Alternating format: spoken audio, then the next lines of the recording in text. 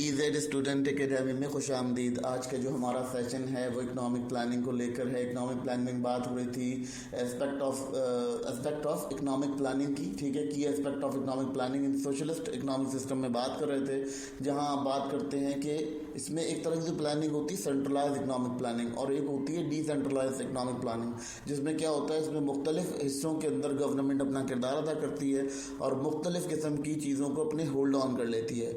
यहाँ क्या कंडीशंस होती हैं, यहाँ ये होता है कि इसको मज़ीद डीप डाउन लेके जाया जाता है, यानी इकोनॉमी जिस हालात में मौजूद होती है उन हालात को जो है शिफ्ट ऑन किया जाता है, टाइम टू टाइम उनके अंदर तब्दीली लाकर। अब यहाँ एक क्लियर कर लेते हैं कंडीशंस के, देखें डिसेंट्रलाइज प्लानिंग भी इसका हिस्सा होती है और डिसेंट्रलाइज प्लानिंग इसलिए होती है कि ताकि मार्केट फ्री वर्क कर सके, मार्केट में रेजिलेंसी हो, ट्रांसपेरेंसी हो, ताकि ह्यूमन वेलफेयर अचीव की जा सके, ना कि प्रॉफिट मैक्सिमाइजेशन की जा सके। तो इसलिए ये प्लानिंग की जाती है। अब यहाँ डिस्कस करते हैं इसको कि ये किस तरह से अपने काम करती है, उसके क्या एस्पेक्ट्स हैं। अब डिसेंट्रलाइजेशन का यह मतलब ये होता है कि इसमें इदारे के जो मुखय्यर असरात होते हैं या जो आप कहना चाहिए कि कम्युनिटीज़ होती हैं, डिफरेंट किस्म की वर्कर कम्युनिटीज़ होती हैं, कॉपरेशंस होती हैं, डिफरेंट काउंसिल्स होती हैं, इनका क्या होता है, इनके साथ मिलकर भी गवर्नमेंट एक प्लान क्रिएट करती है।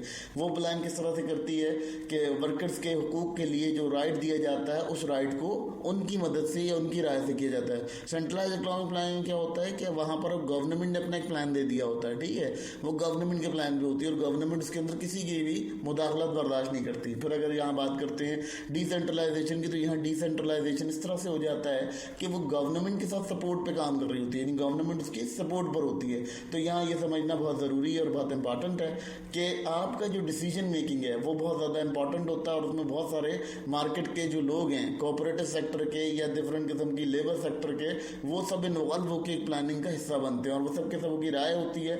उन राय को जो है वो कमेटी को जमा कराया जाता है और कमेटी उसके बाद उसको डिसीजन आउट करती है। तो ये तमाम चीज़ें जो हैं यहाँ डील की जाती हैं। अगर इसका देखते हैं तो एक एग्जाम्पल के तौर पे इन्होंने एक कंट्री दिया हुआ है, उस कंट्री में ये होता है कि वहाँ सोशलिज्म को अलाउ किया जाता है कुछ डिसीजन के लिए, कुछ सेंट्रलाइजेशन के लिए, जो कि एंटरप्राइज डिसीजन मेकिंग बाद में बन जाता है, यानी वो तमाम एंटरप्राइज या तमाम इदारे जो है मिलकर एक डिसीजन क्रिएट करवा लेते हैं। अब मार्केट बेस्ड सोशलिज्म क्या होता है कि यहाँ पर आपके पास कुछ ऐसी चीज़ें होती हैं, कुछ ऐसी इंडस्ट्रीज़ होती हैं जिनको साथ मिलकर हुकूमत जो है अपना एक मैकेनिज्म तैयार करती है मार्केट का, जिसकी वजह से क्या होता है कि कुछ स्टेट इदारे चलाती है और कुछ इदारे जो हैं वो बहरून मुल्क चलाते हैं, मतलब बाहर के लोग चलाते हैं, यानी स्टेट से नहीं ताल्लुक़ रखते। प्राइवेट सेक्टर इंप्रूव होता है और प्राइवेट सेक्टर के साथ जो है वो पब्लिक सेक्टर भी कुछ चीज़ों को ओन कर रहा होता है। जैसे कि यहाँ मिसाल की बात करते हैं, चाइना जो है वो एक इंटरप्राइज के तौर पे, स्टेट ओन इंटरप्राइज के तौर पे आता है। जैसे शूज़ की उसकी जो है फैक्ट्री है, ठीक है, तो वो क्या करता है, वो गवर्नमेंट के भी शूज़ बनते हैं और वहाँ पर जो है वो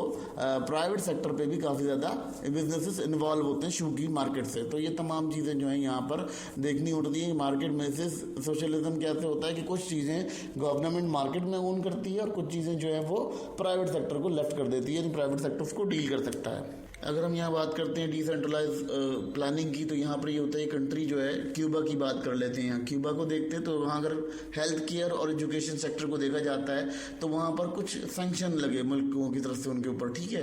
तो उन्होंने क्या किया, उन्होंने उसके बाद अपनी जो मार्केट थी उसको यूनिवर्सली ग्रोथ पे लेकर गए और उन्होंने बहुत ज़्यादा ग्रोथ किया, यानी वहाँ पर उनकी लिटरेसी रेट बढ़ गई और उसकी वजह से उनका हेल्थ केयर यूनिट बढ़ गया, जिसकी वजह से क्या हुआ कि स्टेट ने कुछ चीज़ों में प्रायोरिटाइज़ किया और सोशल वेलफेयर को प्रायोरिटाइज किया, यानी प्राइवेट प्रॉफिट की जगह उन्होंने सोशल वेलफेयर के ऊपर काम किया।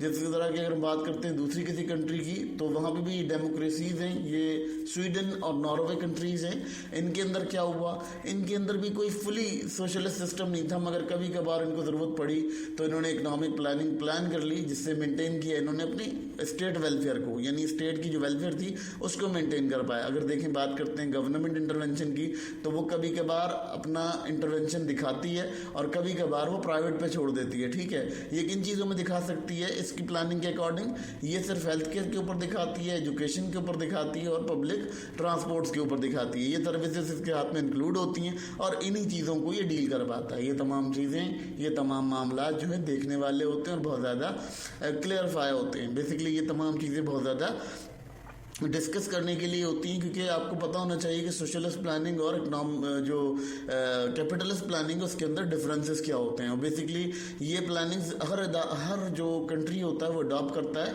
कुछ चीज़ें उसकी अडॉप्ट कर लेता है, कुछ चीज़ें इसकी अडॉप्ट कर लेता है। देखिए स्टूडेंट्स, अगर हम यहाँ बात करते हैं तो इकोनॉमिक प्लानिंग जो है ये एक बहुत अजीब सा सिस्टम है।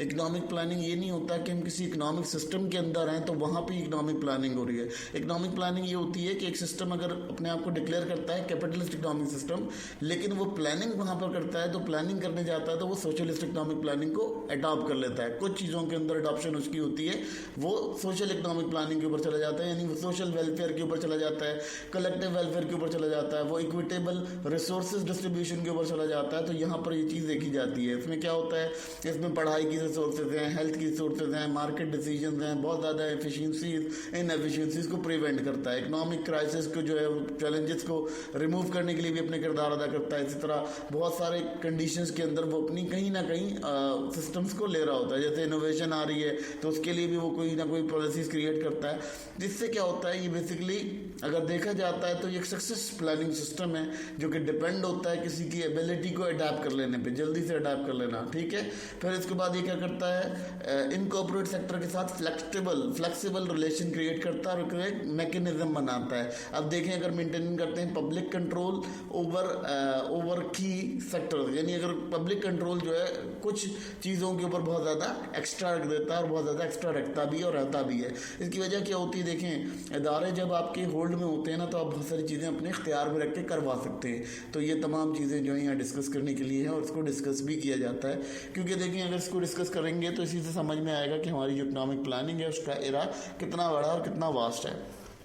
तो ये जो प्लानिंग होती है सोशलिस्ट इकोनॉमिक प्लानिंग, ये बहुत ज़्यादा स्ट्रॉन्ग वे में की जाती है और इसकी जो डिबेट्स हैं वो बहुत ज़्यादा डील करती हैं, ट्रैप की जाती है, बहुत ज़्यादा ओपन वे में बात की जाती है। देखिए यहाँ कोई कंडीशंस ऐसी हैं कि जिस कंडीशंस के ऊपर बात भी करना और जिस कंडीशंस को समझना भी हमारे लिए नामुनासिब रहता है। लेकिन क्या होता है कि ये प्लानिंग्स अक्सर कंट्रीज अडॉप्ट करते हैं ताकि उनकी जो वेलफेयर है, वेलफेयर के ऊपर वो काम कर सकें और अपनी वेलफेयर को इंक्रीज़ कर सकें।